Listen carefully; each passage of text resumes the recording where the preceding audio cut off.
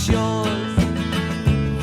It's boring me to tease. Why don't you call me Miss Odell? I'm the only one down here who's got nothing to fear from the weight or the knife that keeps rolling on right up to my front porch. The record player's broken on the floor, and Benny can't restore it. Won't you call me Miss Odell?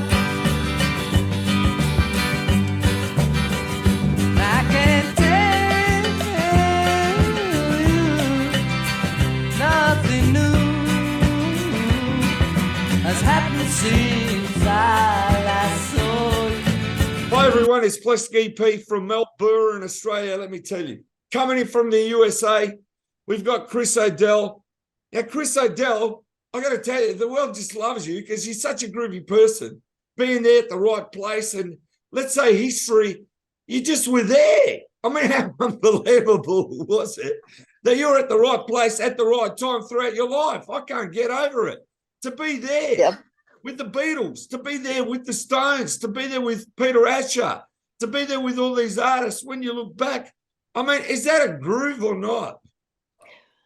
You know, I'm beginning finally to understand how lucky I was. I mean, I always knew I was lucky, but now I'm beginning to understand the enormity of what I actually experienced. It's pretty cool. I've got to say, even I can say that. Yeah.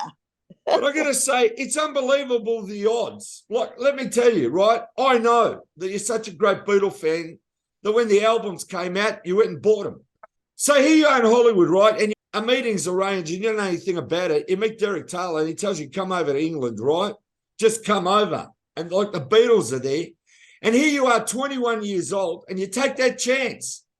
And you leave the good US of A and you fly to Beatle Kingdom. I mean, that's all I can say. You're in the Beatle Kingdom, in the realm of the Beatles. And everybody pays attention to you because you're the kind of person that just goes with the flow. And they love you and they trust you. And you get into that inner sanctum of the Beatles. I mean, to me, that's mind-blowing. And then eventually George Harrison writes a song that's a B-side, Miss Odell. I mean, that's not the grooviest thing. I don't know what is. You know what George would say? He said, now that's good karma. Or maybe bad karma. Who knows? I think good. Now, who did you meet first out of the Beatles? Did you meet him slowly and you met like Paul first? I met Paul first in the first day I was there.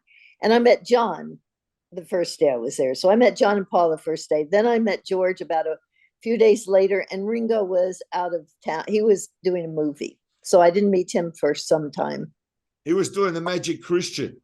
Right. Good day to you. There you are. Hello, No, Nigel. Being in the Beatles kingdom and you're working for Apple, the intention of Apple was for the Beatles to have their own company and their own recording company and find artists. I think they'd signed Mary Hopkins, maybe James and the Ivies. So in fact, it was a very hopeful time. We were still on Wigmore Street at that time. And people forget about Wigmore Street. That's my favorite place, actually, to remember everything. It was real fun. But as time went by, obviously, over 2 years, it changed dramatically. First of all, delighted to meet you. You too. Have a chat with you. I don't speak from the voice of experience. I speak from the voice of affection. But I can tell you that a relative of mine actually did meet you because I had a relative that worked for EMI Records.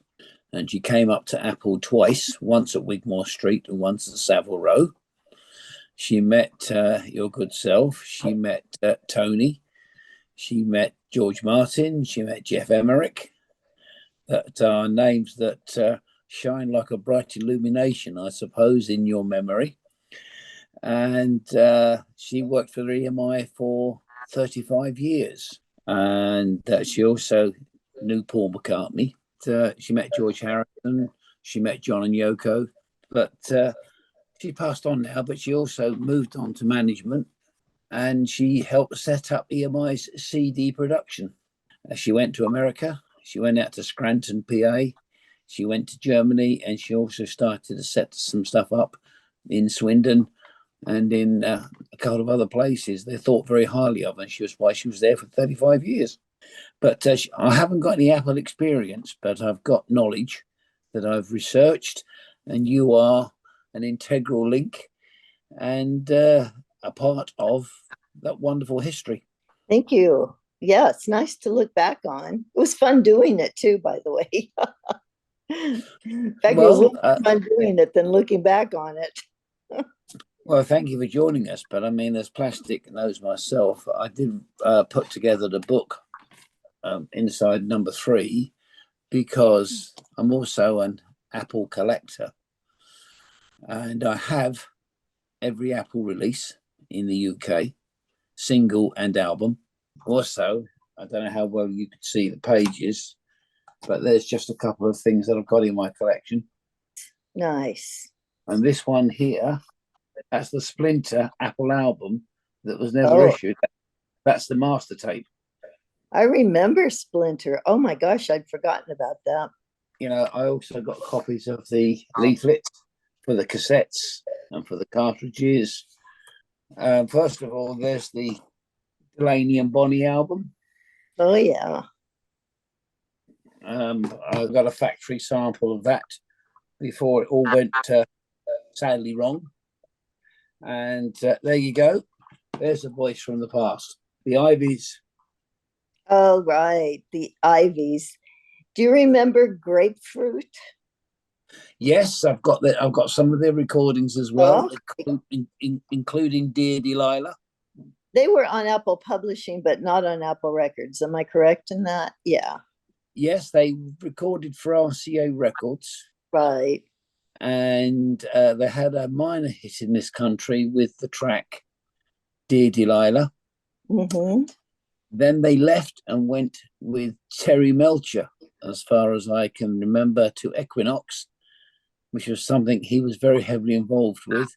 And they had a minor hit with a record called Yes, on which I've got a copy of that as well. Huh, interesting. I had no idea they still played after that period of time. But your time at Apple, you came, as I understand it, if I'm correct, please forgive me if I'm wrong, you came just before the White Album was issued. And I do believe that you stayed virtually until the very end. Well, I stayed before they started recording the White Album. I got there probably a couple weeks before the first session. And I was there.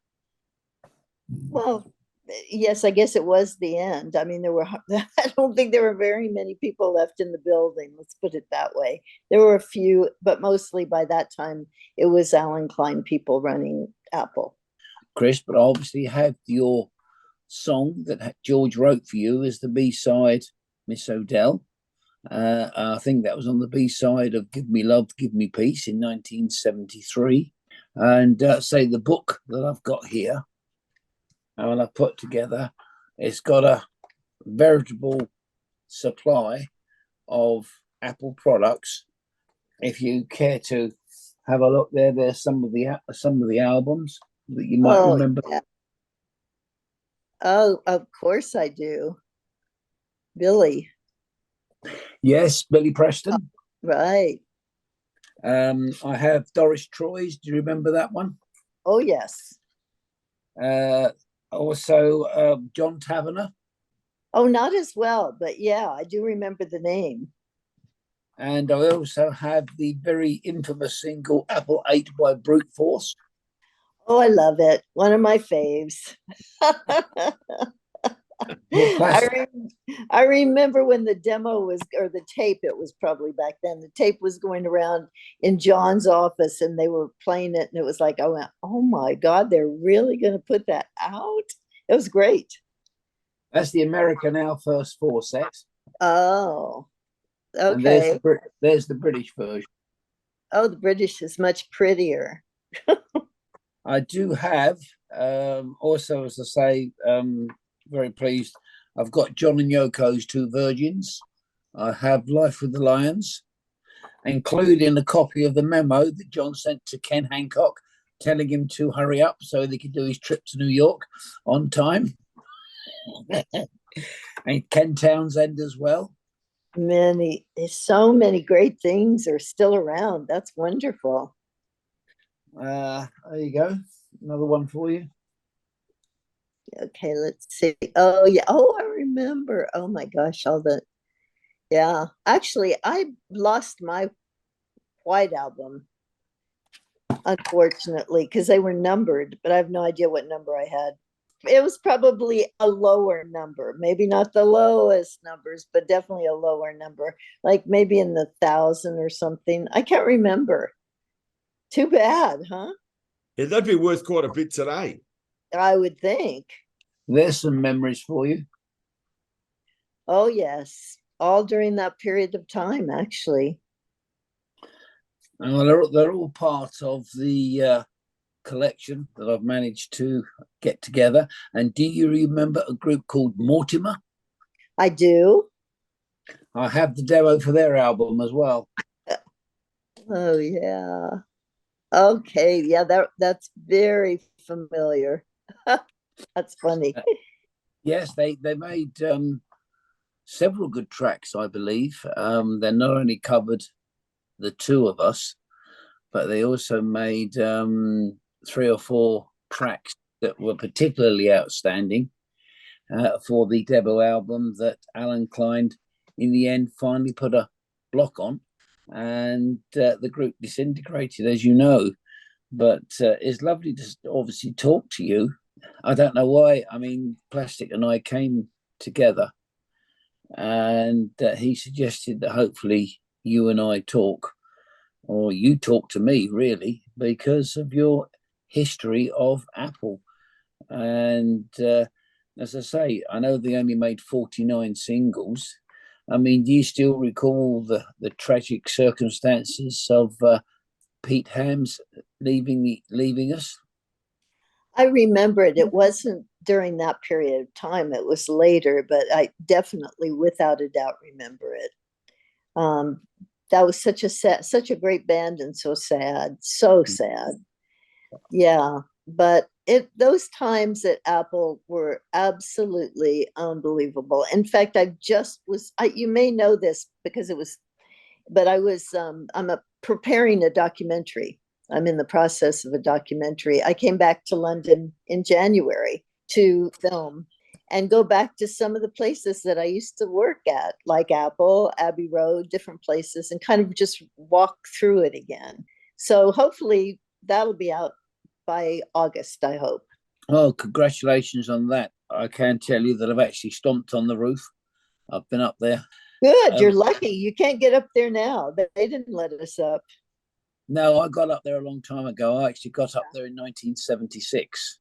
I had the good fortune to meet George Harrison at Friar Park, and I didn't know it at the time. Consequently, that whilst I was there, Splinter were actually making their first album. So they were in the building as well. And I became quite close to both of them.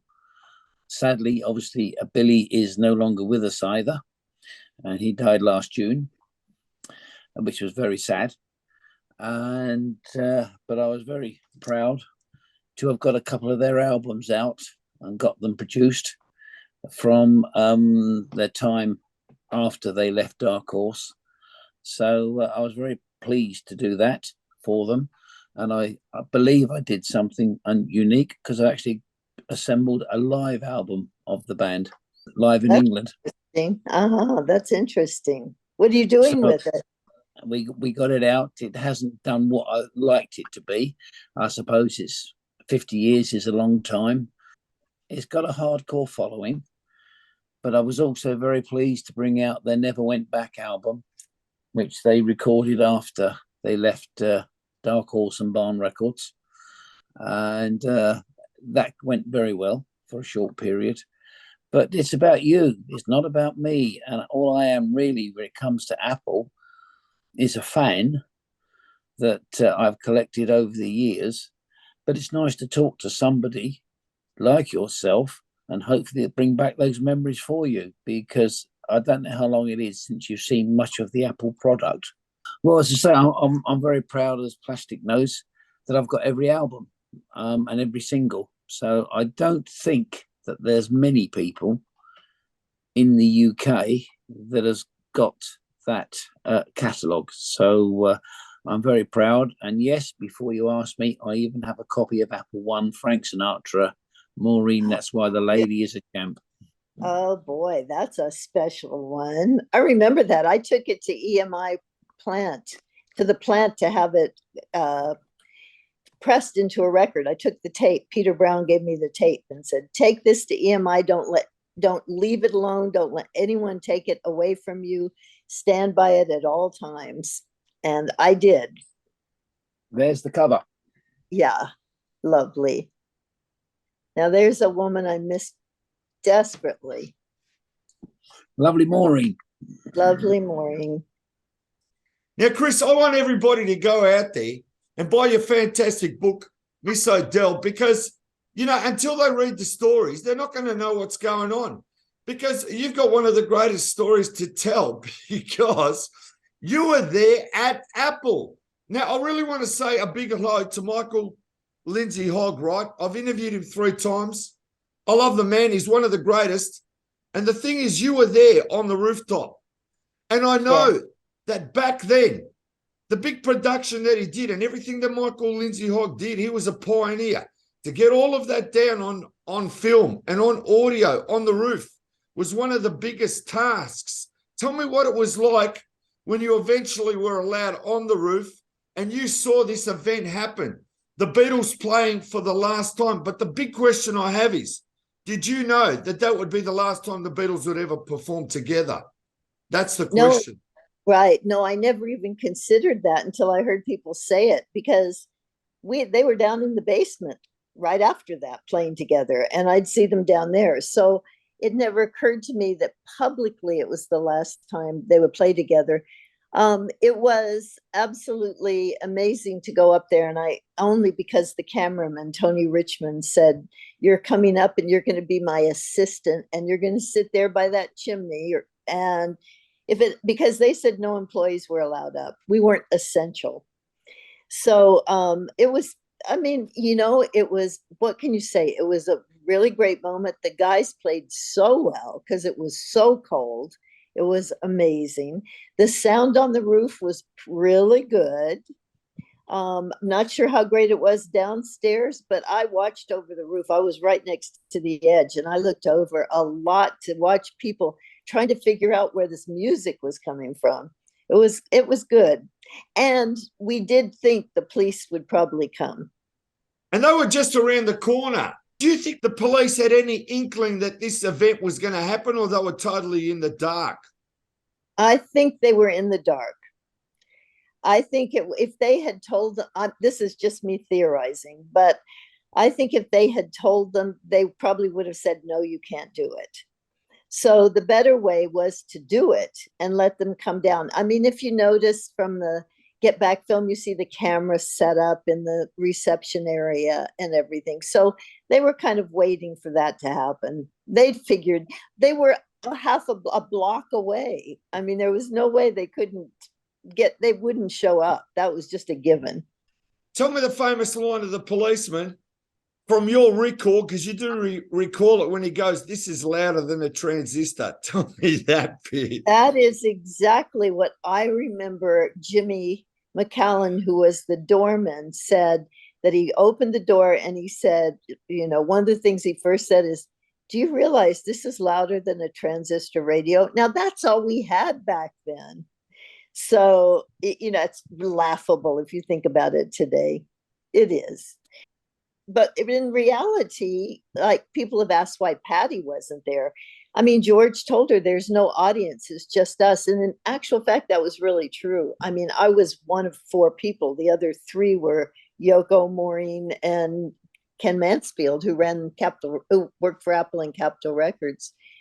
but everybody else on the roof came out from other places, other windows, other buildings. So it really was, there were very few up there. As you could expect, I've got the new release film Get Back. But do you not look back at it now as probably more than just a fan of saying it was a meeting of the gods? It was a last hurrah in a way that no other band could be. Are you asking if how I look at the film Yes, now? yeah. I see You it. look at it now. Actually, to tell you the truth, what it was like, it's like, I mean, that's a lot of years ago.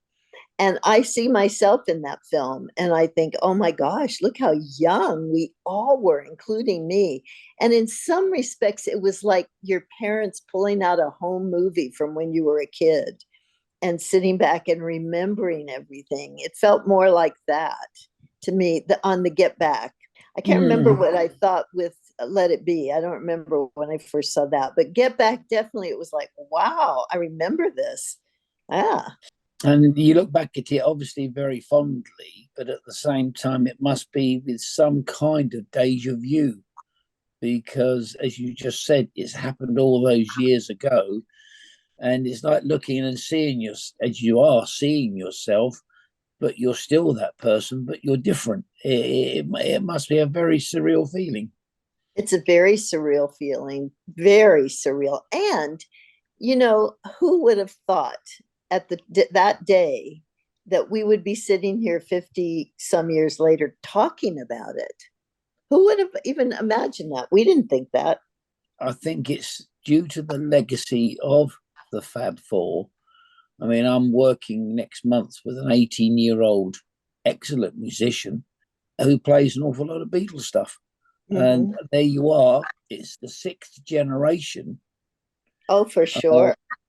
And is going to continue. Yet a lot of the other bands that were there at the time don't have that following or, should we say, appreciation of a young audience, but the Beatles do. And your time at Apple is unique. And yes, I mean, obviously, I'd like to talk to you still further because I've got some lovely memories from people that were at Wigmore Street. And a lot of people don't realise that they moved from there to Savile Row. And I've still got one of those little hand-drawn slips that says "We are moving" with the apple with a pair of legs. Oh, that's interesting. That is really interesting. You know what? I was a very lucky girl. Let me put it that way. As a Beatle fan myself, to end up sitting there in the hub of all of this and watching it and being a part of it and sometimes contributing to it, I consider myself, I've had a very lucky journey. And it didn't stop there. But when the Beatles are at the top of your resume, where are you going to go? You can only go down. You went to the Stones after that. To the Stones and Dylan and pretty much every other band during that time. I want to thank everybody for watching the Plastic EP show. I want to thank our very special VIP guest, Chris O'Dell. We love her. Don't wait. Go out and buy the book, Miss O'Dell. We're her biggest supporters on her book and her career because we just love her.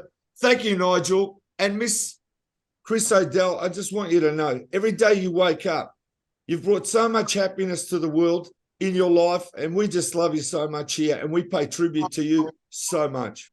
Thank you so much. That means a lot. Thank you very much.